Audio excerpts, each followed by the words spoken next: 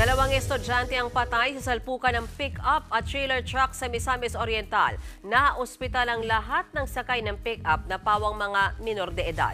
Nasa frontline ng balitang yan si Ian Suyu. Nayupi ang unahang bahagi ng pickup truck na ito sa bahagi ng National Highway sa El Salvador City, Misamis Oriental kahapon. Sakay niya ng 5 binatilyong estudyante na may edad 15 hanggang 17. Rumesponde ang mga rescuer para ilabas ang mga binatilyong naipit sa loob. Sumalpok ang pick-up sa kasalubong nitong trailer truck. Isinugod ang 5 binatilyo sa ospital pero 2 sa kanila ang binawian ng buhay.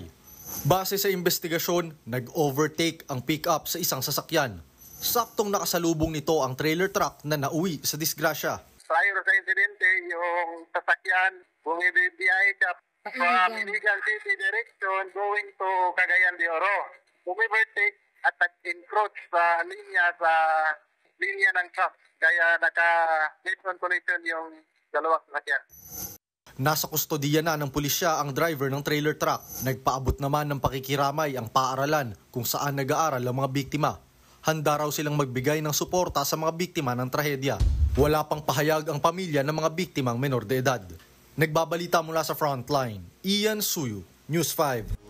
Mga kapatid, may Los Baños po. Huwag magpahuli sa mga balita at impormasyong dapat ninyong malaman. Para sa mas malawak na balitaan at diskusyon, mag-follow at mag-subscribe sa social media pages ng News 5.